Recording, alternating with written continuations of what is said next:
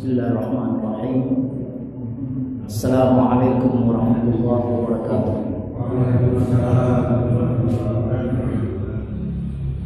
Innal hamdalillah nasta'inuhu wa nastaghfiruh wa na'udzu bihi min shururi anfusina wa sayyiati a'malina. May yahdihillahu fala mudilla lahu wa may yudlil fala hadiya lahu. Asyhadu an la ilaha illallah wahdahu la syarika lah wa asyhadu anna Muhammadan abduhu wa rasuluhu la nabiyya wa la rasula ba'da. Qala Allah Ta'ala,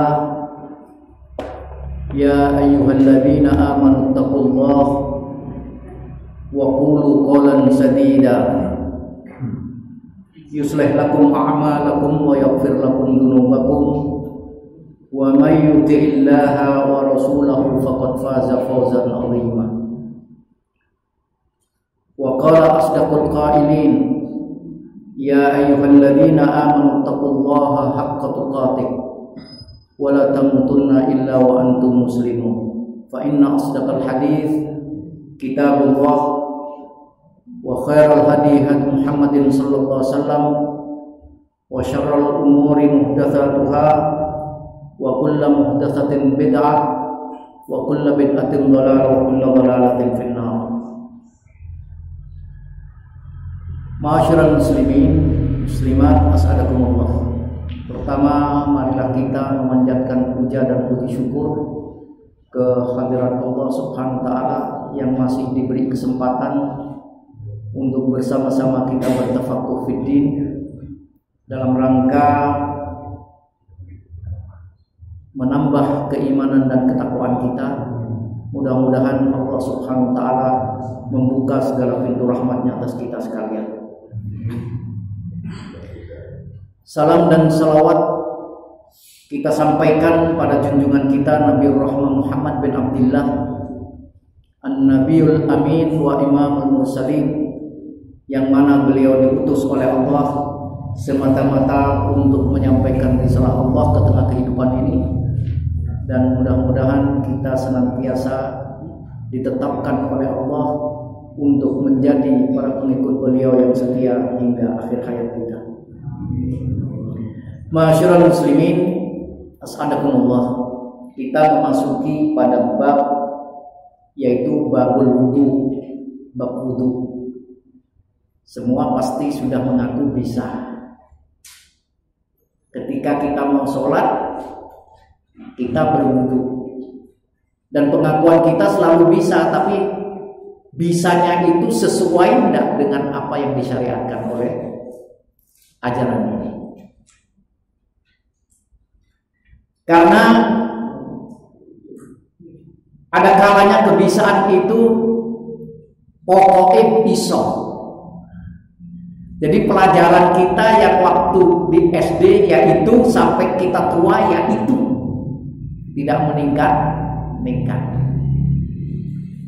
Maka babul wudu ini selalu dibicarakan di dalam bab pertama yang disebut dengan babul thaharah. Dalam hal ini kita memasuki pada hadis yang ke-29, yang pertama pada bab wudu. An Abi Hurairah radhiyallahu anhu an Rasulillah sallallahu alaihi wasallam qala, dari Abi Hurairah radhiyallahu anhu dari Rasulullah sallallahu alaihi wasallam, ia bersabda, qala Nabi sallallahu alaihi wasallam, bersabdalah baginda Nabi sallallahu alaihi wasallam, laula an asyqa ala ummati la amartuhum bisiwak ma'a kulli wudu. Seandainya, kata Rasulullah, aku tidak menyulitkan umatku, seandainya aku tidak menyusahkan umatku, kata Rasulullah, la amartuhum bisiwak ma'a kulli wudu, maka aku akan perintahkan umatku setiap kali wudu itu bersiwak. Siwak itu gampangnya sejenis akar yang ujungnya digigit kemudian akan mengeluarkan serabut. Biasanya kalau siwak itu dipakai terus menerus. Kalau kita, banyak orang-orang kita pakai siwak cuma dicuci, Pak. Cuma dicuci. Ada kalanya yang setahun tidak dicuci. Pokoknya dipakai, masukkan kantong, dipakai, masukkan kantong. Itu namanya memindahkan kotoran dari mulut ke kantong. Maka kata Rasulullah, kalau aku tidak menyusahkan umatku, tidak menyulitkan umatku, aku akan perintahkan mereka bersiwak. Lah sekarang kita mencari siwak mungkin kesulitan. Paling tidak kalau kita mau berwudu sudah siap-siap untuk sikat gigi. Tapi siwak itu bukan hanya untuk berwudu. Pada saat wudu, pada saat sholat, nanti disebutkan pada saat sholat. Bahkan Rasulullah SAW kalau pulang di waktu malam tidak menggedor pintunya sebelum siwakan. Jadi biasanya kan kalau sudah rindu, nah tahu-tahu dicium baunya rokok, makan pete lagi, jengkol lagi. Maka Rasulullah SAW membiasakan untuk masuk rumah tangganya di waktu malam ataupun di waktu siang, yaitu siwakan dulu. Ada orang yang tidak peduli dengan hal-hal seperti ini. Pada masa lalu, karena memang sulit siwak, sulit sikat gigi, sulit untuk beli odol, ibu-ibu ya. Biasanya musala-musala itu di temboknya penuh dengan batu bata. Itu lebih sopan daripada orang sekarang sholat orang nganggo sikat gigi. Sholat dan sikatan, apalagi maaf rokok. Sudah sholat, berjejer lagi amok.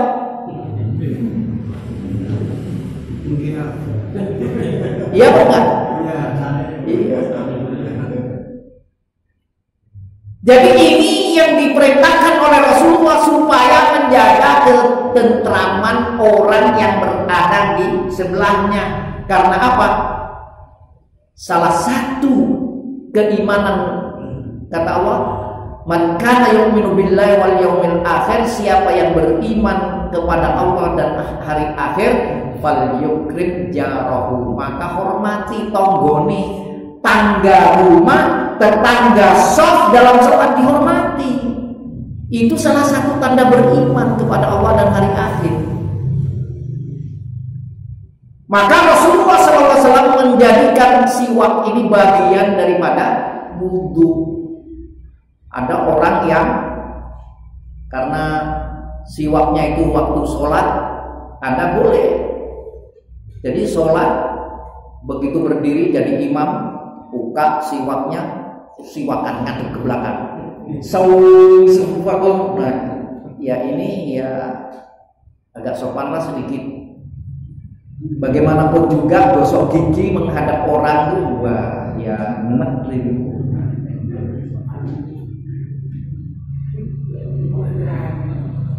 Nah, hadis ini dikeluarkan oleh Imam Malik dan Imam Ahmad dan An-Nasa'i dan disahihkan oleh Ibnu Huzaimah wa dzakarahul Bukhari ta'liqan, tapi Imam Al-Bukhari menyatakan bahwa hadis ini adalah hadis mu'allaq.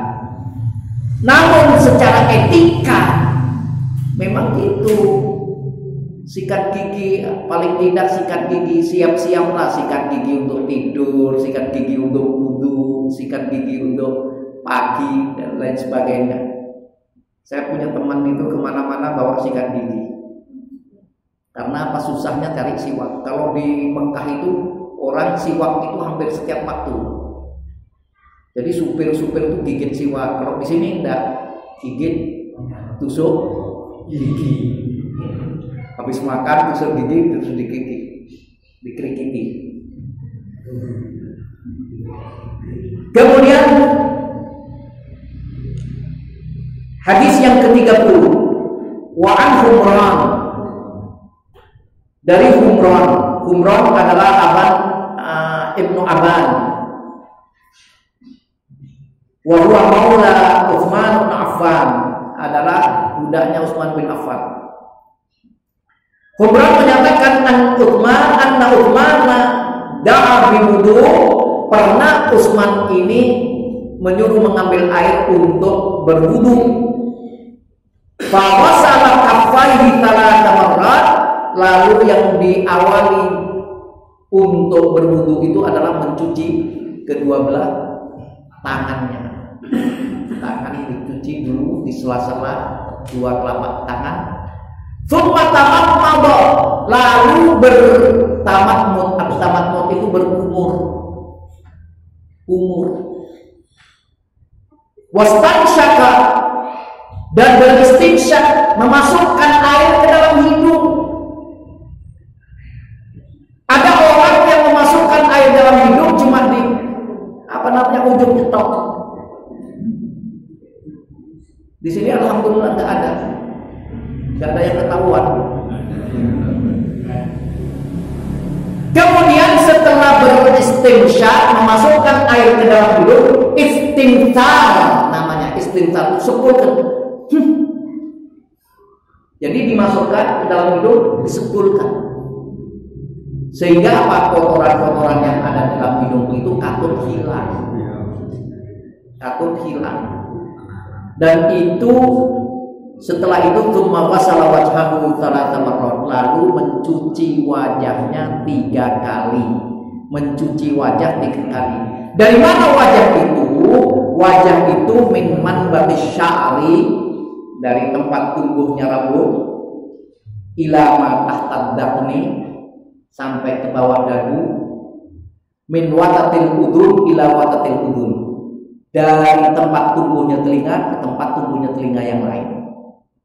Jadi bukan cuma di depan aja, karena gara-gara bedaan, memang kepada bedaknya, apalagi kalau sudah jagongannya siang menjelang adzan zuhur, ada musala, wah padahal wis dandan larang-larangnya. Akhirnya Pak Eman pada dandanan, kudungnya cuma. Nah ini sahnya tidak mengenai watatil udhun, ini watatil udhun. Dari tempat tumbuhnya rambut sampai kepada bawah dagu, watat.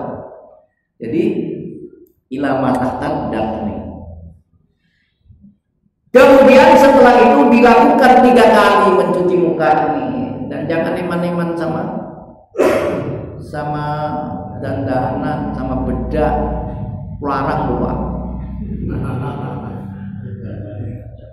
Dandani larang, apalagi sudah perkawinannya atau pernikahannya itu dimulai jam 8, selesainya jam setengah 2. Ora sholat, terus tanya, dijamak boleh? Enaknya tuh.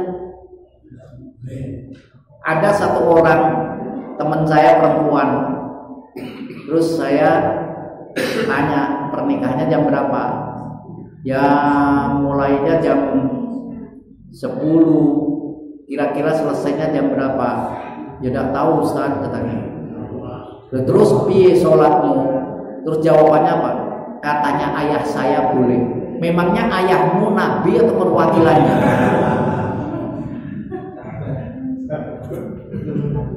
Jadi seperti itu. Kemudian dicucilah wajah 3 kali. Tsumma ghasala yadahu yumna, lalu mencuci tangan kanan ilal mirfaq ini siku-siku. Para a'immatul madzhab, para imam-imam madhab itu berbeda pendapat. Imam Hanafi pokoknya garis tangan, Imam Hambali garis tangan, Imam Malik itu juga harus sampai garis tangan. Tapi Imam Syafi'i menyatakan angkat sedikit, pokoknya angkat sedikit ke atas siku-siku. Karena apa? Imam Syafi'i itu termasuk aliran ikhtiyar. madhabnya madhabul ikhtiyar, berhati-hati supaya kena semuanya. Kalau cuma sampai garis tangan, ya kalau diluruskan gini sampai tangan, terus begini bengkok, airnya malah turun. Jadi kata Imam Syafi'i dilebihkan sedikit. Kemudian setelah kita mencuci 3 kali kanan dan kiri, mencuci tangan, kemudian tumal yusra mithla dzalika. Terus yang sebelah kiri juga sama seperti itu. Ada dulu saya punya teman polisi, Pak. Pakaian polisi itu kan susah dibuka. Nggak pakai kancingan lagi. Terus wudu ala kadarnya, cuci tangan cuma sampai sini aja. Pak, kata saya. Lah itu cuma cuci tangan itu nggak usah dibuka. Tuh, susah kok usah. Lah susah urusan dunia. Urusan dunia kata saya. Loh terus gimana solusinya? Buka bajunya, tinggal kaos. Iya. Loh untuk makanya kalau ingin memakai baju yang susah, maka berwudu jangan batal wudu. Itu solusinya. Jadi tetap harus terkena, karena perintah Allah ini yang menjadi rukun adalah ghuslul yad, mencuci tangan ilal mirfaq, sampai ke siku. Kemudian tsumma masaha bi ra'sihi. Nah ini, kemudian mencuci sebagian kepalanya, enggak dicelupkan ke air mah. Airnya sumbernya gede, mentang-mentang enggak ikut bayar di masjid. Dibayar di pokok aja. Terus seger Ustaz. Ya memang seger, apalagi Ramadan. Tapi yang betul bagaimana mencuci kepala itu mashur ra'si, yaitu membasahi tangan. Maaf saya kudul nih. Tangan dibasahi, ya, tangan dibasahi, terus diusapkan min manbatis sya'ar, min muqaddamir ra'si, dari kepala terdepan ilal kufar sampai tengkuk. Dari tengkuk tarik lagi ke depan, langsung telinga. Sekali, bukan 3 kali, hanya sekali. Ibu-ibu berapa kali? Ya, jujur aja, ibu-ibu berapa kali setelah cuci lama? 3. Nah ya,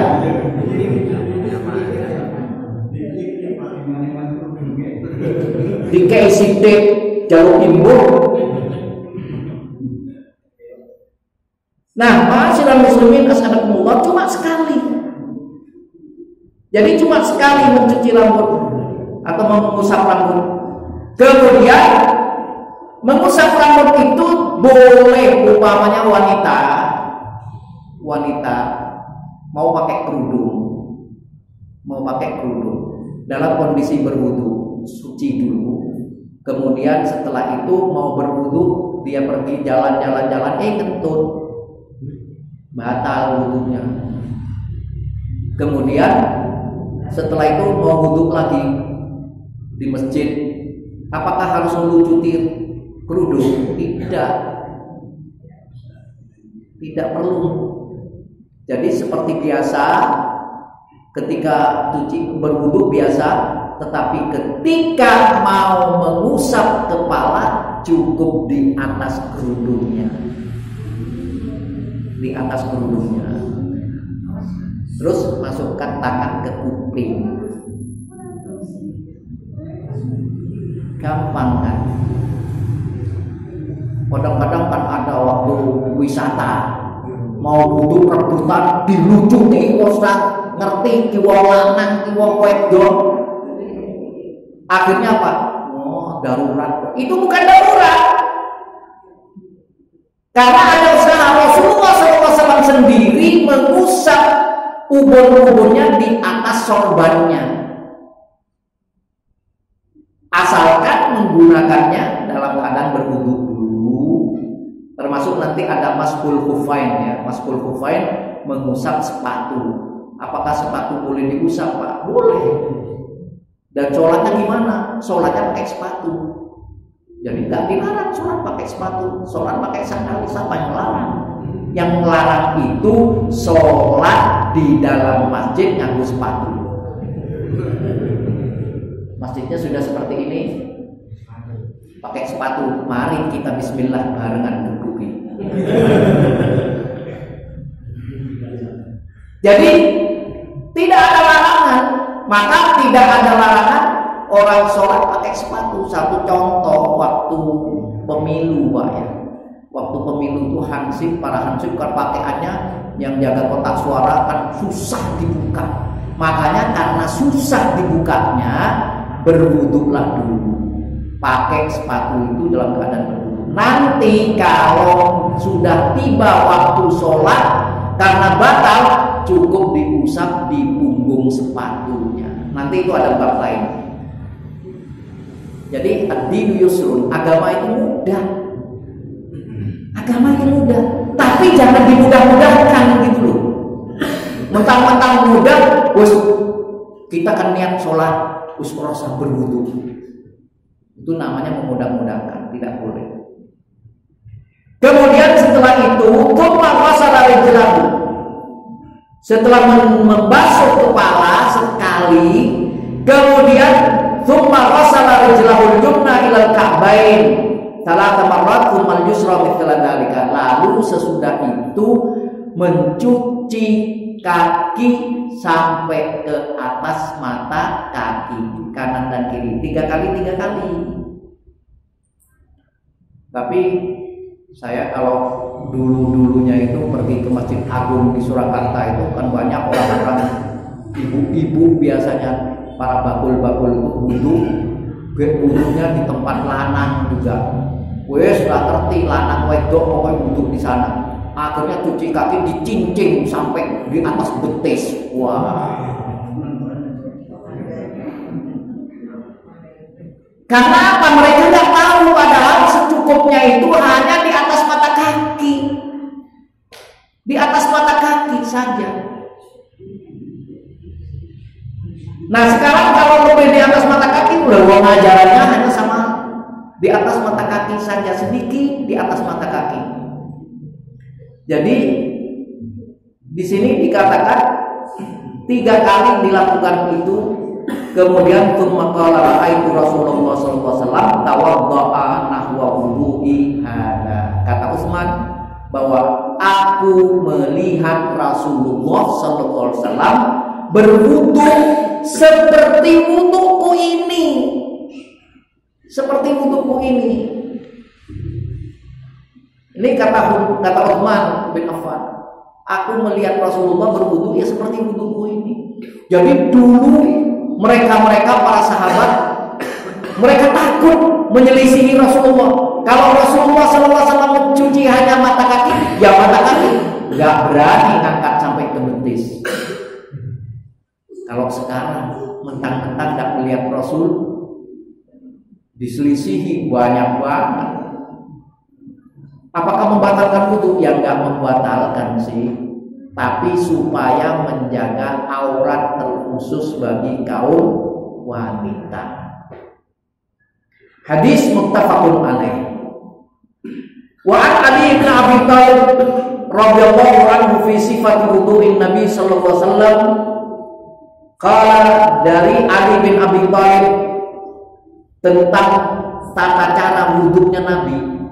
Ia berkata, wa masaha bi ra'sihi wahidatan, akhrajahu Abu Dawud, yaitu membasuh kepala hanya 1 kali saja, dari depan ke belakang, ke tengkuk, dari tengkuk ke depan langsung ke telinga. Jadi ada telinga itu gimana? Kadang-kadang cuma daun telinga paling bawah yang dibasahi, cuma gini toh. Mana-mana musing traget. Dua yang dibersihkan di bawahnya. Aneh kan? Tapi alhamdulillah di sini tidak kelihatan. Yang tidak kelihatan saya tidak perlu memperhatikan cara wudhunya. Kemudian hadis yang ke-32 Wa an Abdullah bin Yazid bin Asim, dari Abdullah bin Yazid bin Asim radhiyallahu anhuma, fi sifatil wudu, dalam tata cara wudhunya Nabi sallallahu alaihi wasallam, ia bersabda berkata, wa masaha Rasulullah sallallahu alaihi wasallam bi ra'sihi fa aqbala bi yadayhi wa adbar, muttafaqun alaih. Wa fil lafzi lahuma bada'a bi muqaddami ra'sihi hatta dhahaba bihima ila qafahu thumma raddahuma ilal makanil ladzi bada'a minhu. Nah, ini saya katakan tadi. Jadi Rasulullah SAW dilihat oleh Abdullah bin Yazid bin Asim bahwa karena Rasulullah SAW masaha Rasulullah SAW birasi, Rasulullah manakala mengusap kepalanya, yaitu fa'aqbala biyadihi, diawali dari depan kepalanya, dari tempat tumbuh rambut terdepan, wa adbar, dan sampai ke belakang. Hadis diriwayatkan oleh muttafaqun alaih, dalam lafaz yang berbeda dikatakan bada'a bi muqaddami ra'sihi, dimulai dari depan kepalanya, hatta dhahaba bihima ila qafahu, sampai menuju ke tengkuk. Ya, tengkuk. Loh, perempuan gimana? Rambutnya kan panjang, Ustaz. Ya sudah tengkuk. Loh, kan lebih rambutnya. Ya wis ben. Jadi hanya sampai tengkuk. Karena di sini katakan bahwa wa masaha bi ra'sihi, bi itu diartikan sebagian kepala. Jadi nanti kalau wanita rambutnya panjang semata, wah, dari depan ke belakang seret. Susah. Jangan menyusahkan diri sendiri. Jadi memang sudah diberi aturan oleh Rasulullah SAW bahwa kata Rasulullah bada abi muqaddami ra'sihi, Rasulullah SAW mengawali dari muka kepala, hatta dhahaba bihima ila qafahu, sampai ke tengkuk, thumma raddahuma ila makanil ladzi bada'a, lalu dikembalikan lagi ke tempat di mana beliau memulai. Jadi dari mulai dari sini ke sini, kembali lagi ke sini. Nah, itu ibu-ibu, ternyata sederhana. Wudu ini sederhana, tapi tak semua orang mengerti. Padahal ilmu dalam Islam kan cuma ada 3. Ma'rifatullah, mengenal Allah. Ya, mengenal Allah itu artinya mengenal Allah, sifat-sifatnya. Kemudian mentauhidkan Allah Subhanahu wa taala, rububiyahnya, uluhiyahnya, asma wa sifatnya, itu mengenali Allah. Yang kedua, wa ma'rifatur Rasul, dan mengenali Rasul. Mengenali Rasul. Karena apa? Yang dicontoh adalah Rasul. Maka kenali Nabi, kenali Rasul itu. Nah, ini termasuk mengenali Nabi. Kemudian yang ketiga dikatakan bahwa al-ilmu itu yaitu wa ma'rifatu dinil Islam bil adillah, mengenal agama Islam dengan dalil-dalilnya. Paling tidak kita berwudu sudah tahu dalilnya, walaupun tidak apa, tapi pernah tahu, pernah mendengar. Nah itu. Jadi selama ini wudu kan kita tidak pernah dengar dalilnya. Gue siwak, pakai siwak gimana? Apa dalil itu? Ini ada satu cerita yang membatalkan sholat itu apa, Pak? Kentut, kencing, buang air besar, air tidur, nyenyak, itu kan membatalkan wudu. Saya pernah ngisi di satu tempat, di antaranya yang membatalkan wudu pingsan, dan di antara yang paling penting yaitu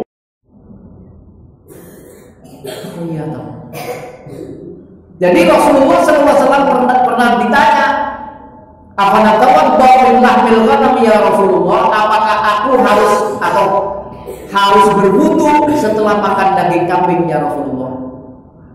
Jadi kalau ibu-ibu, bapak-bapak makan daging kambing padahal tadinya berwudu, makan daging kambing, kemudian Padahal tadi berwudu suci, makan sate ayam, makan sate sapi atau apa kayak daging-dagingan. Terus akhirnya setelah makan dia kan kadang-kadang sok wudu lagi. Padahal kata Rasulullah ketika ditanya afana tawaddu min lahmil ghanam ya Rasulullah, apakah aku harus berwudu setelah makan daging kambing ya Rasulullah?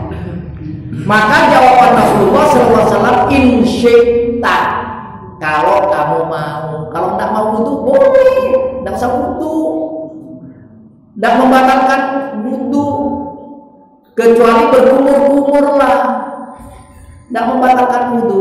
Tapi ketika Rasulullah SAW ditanya, afana tawaddu min lahmil jamal ya Rasulullah, apakah aku harus berwudu setelah makan daging onta? Maka Rasulullah menjawab, qala na'am, ya, berwuduklah setelah makan daging onta. Lo kan di Indonesia tidak ada onta Pak, tetapi kan orang Indonesia mau umroh, mau haji, yang pasti mau tidak mau akan menjumpai daging onta orang Islam. Terus saya habis ngisi seperti itu, saya diparani Pak Kiai. Pak Kiai ini bawa kitab sama dengan kitab saya, Bulughul Maram. Akhirnya Pak, maaf ya Pak, ya, daging onta najis itu apa ning hadis sih? Kok akhirnya dulu iki saya baru dengar ini, apa ini hadis itu Pak? Saya malah, ya saya membawakan apa yang ada Pak. Maaf, saya mau tanya, buku yang Bapak bawa itu buku apa? Bulughul Maram. Lah ya wong di sana kok. Hadisnya itu ada di Bulughul Maram itu, kitab yang Bapak bawa. Terus akhirnya Pak, apa ya Pak? Nah berarti dia membawa kitab belum tuntas membacanya. Maka ini khawatir loh Pak, bawa kitab tapi tidak dibaca. Kamasalil himar yahmilu asfar, podo karo keledai membawa kitab suci. Ngerti sini itu bahasa Arab, bahasa Al-Quran itu. Kamasalil himar yahmilu asfar, sama seperti keledai membawa kitab suci. Ramudeng bawa kitabnya, pegangnya sopan santunnya, masya Allah. Nggak ngerti nek hadis tadi yang saya baca ada di dalam kitab tersebut. Nah inilah pentingnya. Kemudian hadis yang ke-33, wa'an Abdullah bin Amr radhiyallahu anhuma fi sifatil wudu, dari Abdullah bin Amr radhiyallahu anhuma tentang tata cara wudu. Qala tsumma masaha bi ra'sihi, kemudian membasuh kepalanya, wa adkhala isba'aihi sabbahatain fi udunaihi, kemudian memasukkan dua jari telunjuknya ke telinganya. Wa masaha bi ibhamaihi dhahira udunaihi, lalu dengan ibham ini jempol. Jadi dimasukkan ke telinga, kemudian baru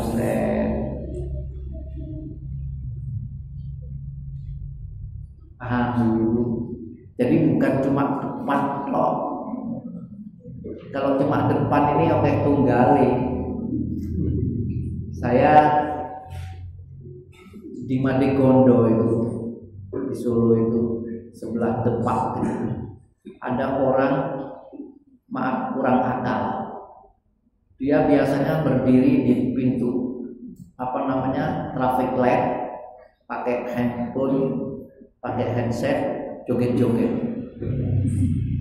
Tapi mendengar adzan, langsung dia pergi ke masjid sholat. Dia Pokoknya sudah cuci, pokoknya sudah. Yang penting anyep. Akhirnya sholat. Lah orang seperti itu terima nggak? Masuk akal. Karena memang dia itu tidak sehat akalnya. Malah kalau bahasa tidak sehat akal edan, Pak. Kalau kita ini nanti pertanggungan jawabnya berat loh Pak, Ibu. Kalau kita ditanya man rabbuka, man nabiyuka, ma imamuka, ma sadiquka, ma dinuka, wah ilmen. Ya kan? Paling gampang itu orang gila ditanya. Pertanyaannya cuma satu, a'amanta billah? Apakah kamu beriman kepada Allah? Kalau dia menjawab na'am, pada halal jannah, masuk surga dia karena menjawab iya saya beriman. Enak toh jadi wong edan. Enak. Pertanyaannya enggak susah-susah. Enggak susah-susah. Kita ini susah pertanyaannya. Padahal kita dalam keadaan kondisi mengerikan di dalam kubur. Na'udzubillah min dzalik. Mudah-mudahan kita semuanya diberi kemudahan oleh Allah. Jadi ma'asyiral muslimin as'adakumullah, kalau orang tidak punya akal, akalnya kurang sehat, pertanyaannya cuma satu, a'amantu billah, apakah kamu beriman kepada Allah?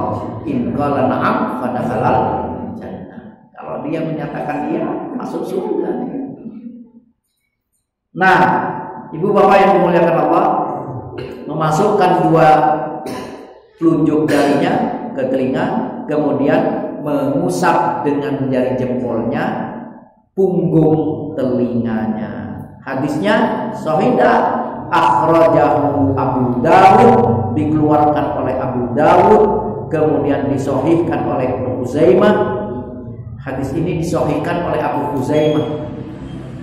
Berarti hadisnya sahih.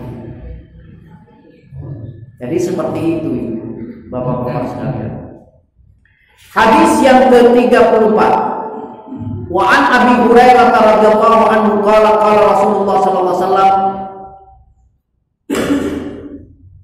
Jadi dari Abu Hurairah, ia berkata bahwa Rasulullah sallallahu alaihi wasallam bersabda, "Idza stayqara ahadukum min manamihi falyastanfir thalathan fa inna syaitan yabitu ala khaysyumihi." Muttafaqun alaih. Siapa-siapa yang bangun tidur, ini di sini tidak disebutkan tidur siang kayak tidur malam kayak, yang bangun tidur, tapi juga yang paling penting tidur malam. Siapa yang bangun tidur, kata Rasulullah, terbangun dari tidurnya dan dia mau berwudu, falyastaghfir thalathan, maka hendaklah memasukkan air dan sebulkan 3 kali dari hidung. Lah kenapa sebabnya? Fa inna syaitan, karena sesungguhnya syaitan itu yabitu ala khaysyumihi, mendekam di dalam lubang hidungnya semalaman. Berarti yabitu itu semalam, berarti tidurnya tidur malam. Jadi kalau tidur malam, mau bangun sholat subuh atau mau bangun sholat duha, tahajud, maka ketika berwudu memasukkan air ke dalam hidung, ya, disebutkan sekeras-kerasnya 3 kali, falyastanfir. Jadi sebutkan 3 kali. Fa inna syaitan yabitu ala khaysyumihi, karena syaitan itu mendekam di dalam lubang hidung semalaman. Syaitan itu gede apa kecil ya Ustaz? Kalau ditanya wallahu a'lam. Nah, ini Rasulullah SAW yang menyatakan ini. Jadi, tenang dosa. Ya percayalah kepada Rasulullah SAW. Karena apa? Rasulullah SAW ini tidaklah berbicara mengikuti hawa nafsu. Ma yantiqu anil hawa in huwa illa wahyun yuha. minha. Jadi Rasulullah SAW ini tidaklah berbicara melainkan pembicaraannya itu adalah wahyu yang diwahyukan. Wahyu yang diwahyukan. Jadi kalau Rasulullah SAW menyatakan suruh beristinsya, mengeluarkan, menyembulkan air dari hidung 3 kali, maka lakukanlah. Karena apa? Ini bukan kata Rasulullah saja, tapi ini adalah merupakan wahyu yang diwahyukan oleh Allah kepada baginda Nabi. Kemudian hadis yang ke-35. Wa anhu,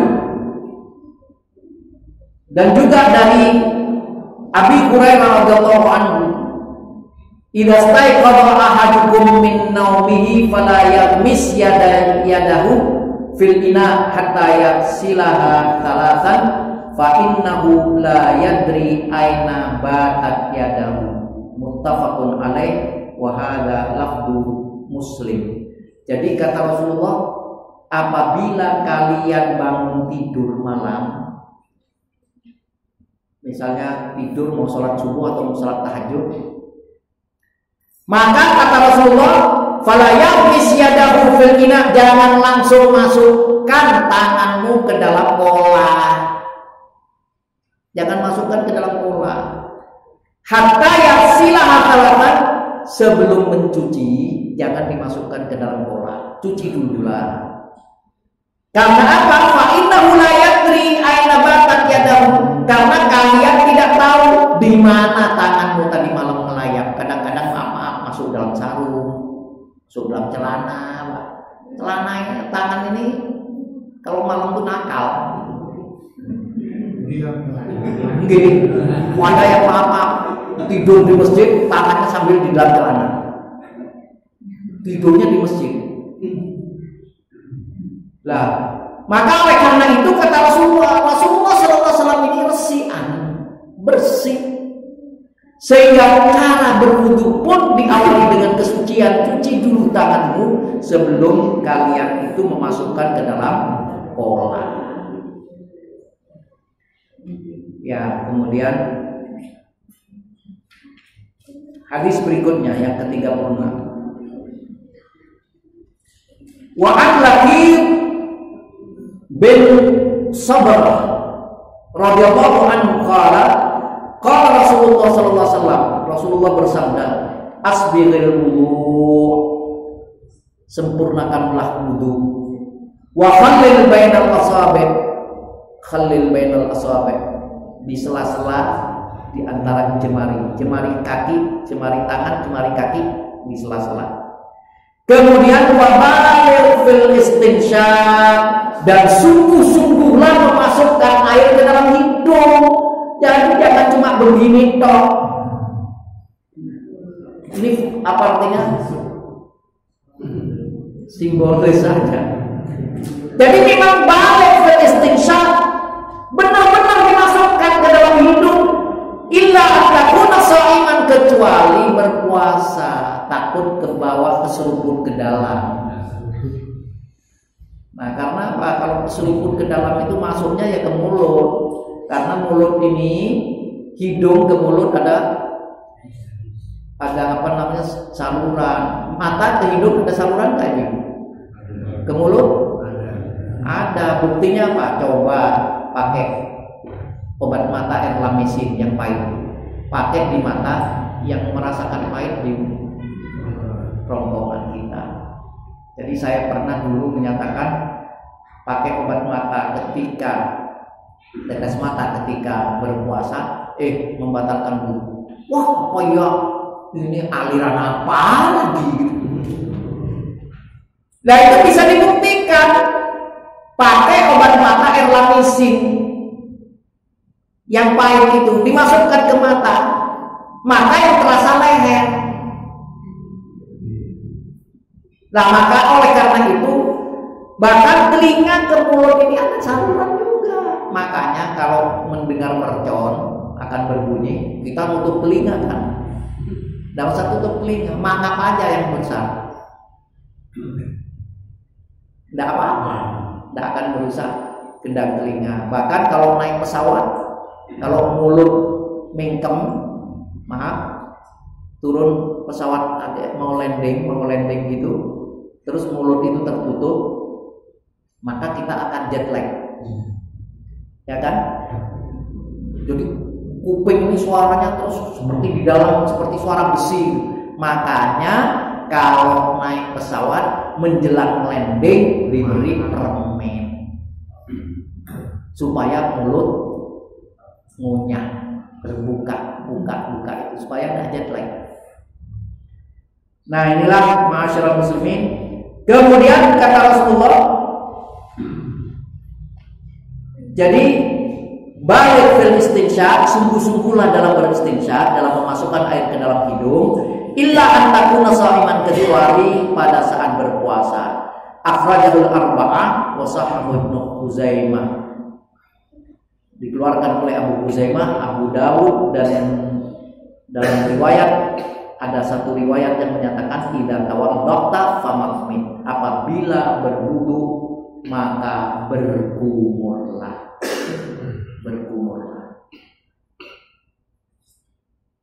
Hadis berikutnya, wa an Utsman bin Affan radhiyallahu anhu anna Nabi sallallahu alaihi wasallam kana yukhallilu lahyatahu fil wudu, akhrajahu at-Tirmidzi wa sahahahu Ibnu Huzaimah.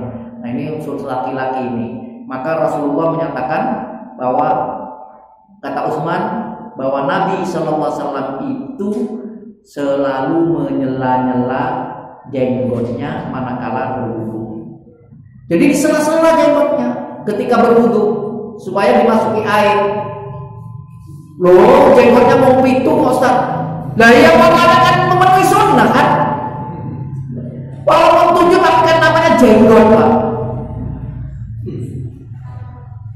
Jadi kita ini membayar, ya saya punya jenggot naik pitu, tapi ya sudah disela-sela. Tidak apa-apa, namanya aja jenggot.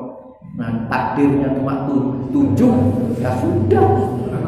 7 itu juga 7 tapi tetap mendapatkan sunnah dan mendapatkan pahala. Kemudian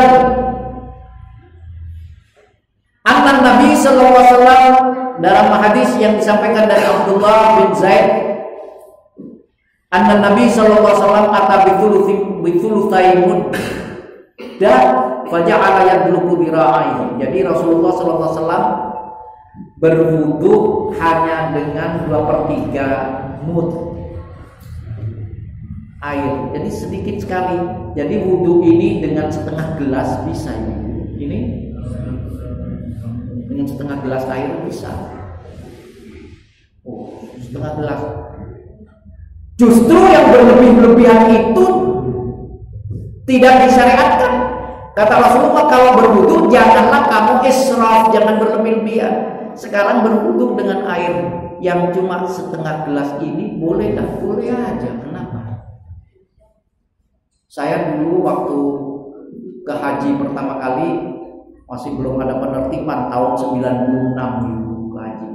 Banyak para pedagang-pedagang kaki lima itu di pinggir jalan, ibu-ibu, bapak-bapak, bangsa takroni itu, orang-orang kulit hitam itu sedia botol. Begitu adzan berwudu pakai botol. Saya tuh ngice juga. Wah, wudu cuma segitu, opot sah toh.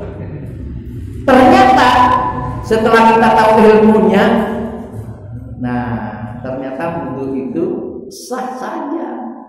Maka nanti buka di YouTube berwudu dengan air 1 gelas. Buka ada di YouTube. Judulnya itu nanti lah keluar, malah syekh yang mengajarkan.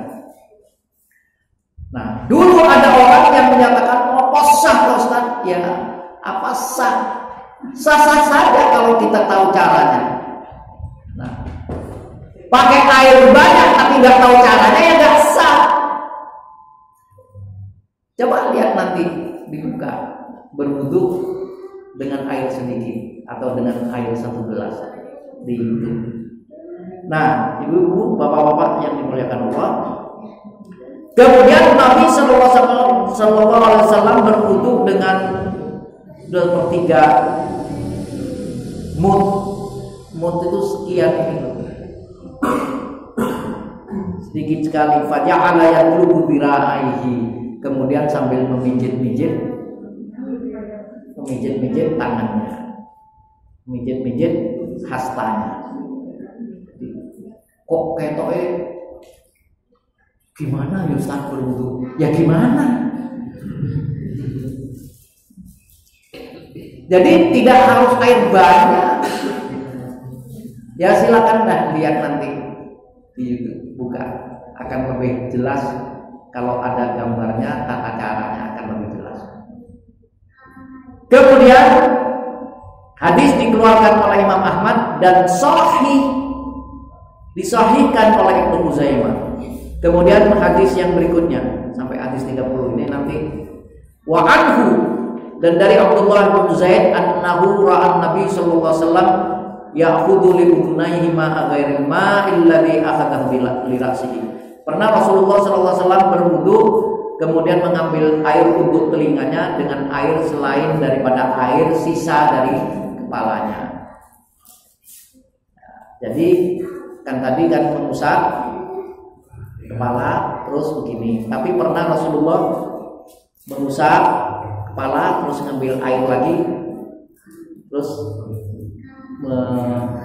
membasuh telinganya. Hadisnya ini diriwayatkan dari Al-Baihaqi, dikeluarkan wa huwa 'inda Muslim min hadzal wajhi bi lafdhin wa masabi ra'sihi bi ghairi fadli yadayhi wa huwa al-mahfuz. Jadi ada yang seperti itu.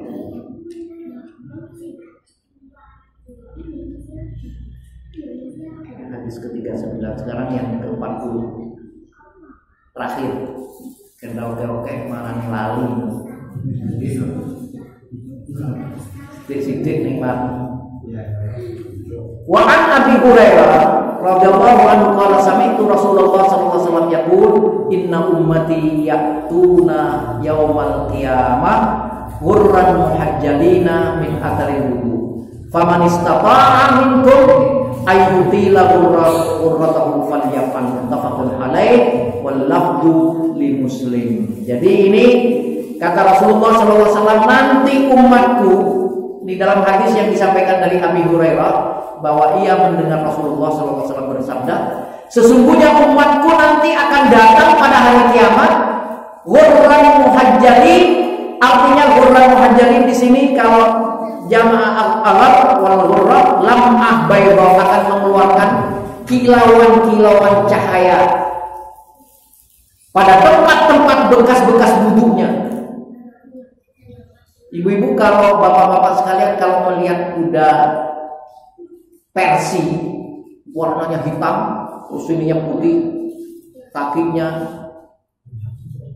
panjang terus seperti pakai sepatu warnanya putih, nanti umatku seperti itu kata Rasulullah. Pada suatu ketika Rasulullah pernah ditanya, apakah kau bisa mengenali ya Rasulullah umatmu di tengah-tengah umat-umat yang sangat banyak ini? Iya,